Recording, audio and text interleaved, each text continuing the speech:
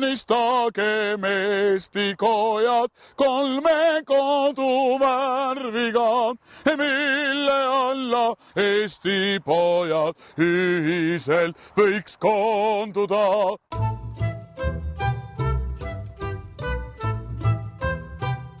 See Tauno Kangro tehtud Kalevipoeg seisab siin Põltsamaa lähistel Tartu maantee veerel.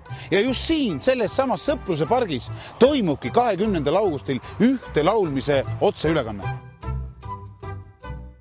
Sõpruse park rajati Põltsamaale juba 1973. aastal. Sinna on istutanud puid paljud tuntud Eesti näitlejad, sportlased ja poliitikud, nagu näiteks Lennart Meri, Kristjan Palusalu, Jüri Järvet ja Juhan Viiding.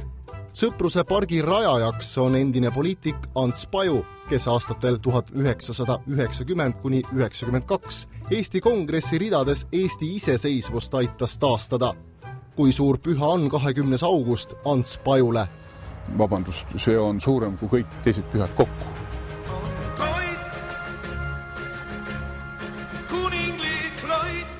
Lisaks rõhutab härra Paju, et 20. august ei ole mitte taas iseseisvumispäev, vaid iseseisvuse taastamise päev. 2009.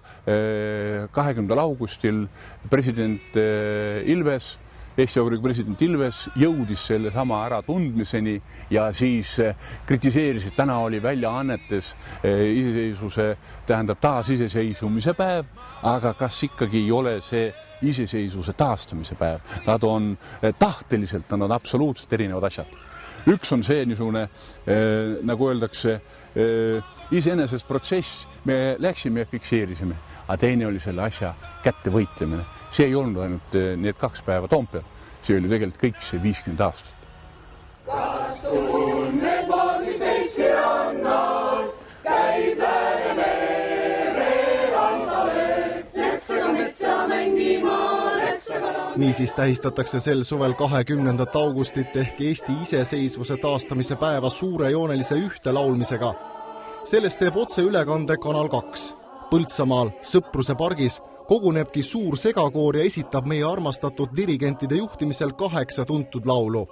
Samal ajal on üle Eesti kogunenud sadadesse erinevatesse kohtadesse koorid, kes saavad telepildis ülekantavate dirigentide takti kepi all neid lugusid kaasa laulda. Nendest kooridest teeb omakorda interneti ülekande Elion. Pilt enam kui 100 peopaigast kuvatakse Tallinnas suurele ekraanile ja nii tekibki ühte laulmine.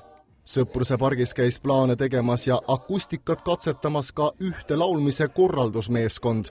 Kui kummla rahvas kuldsel ristus maha sööma, siis vaane muine murumaalist ande lugu lööma. Läks aga sa mängima, läks aga lande lauluga, läks aga metsa mängima, läks aga lande lauluga, läks lauluga, läks lauluga, läks lauluga.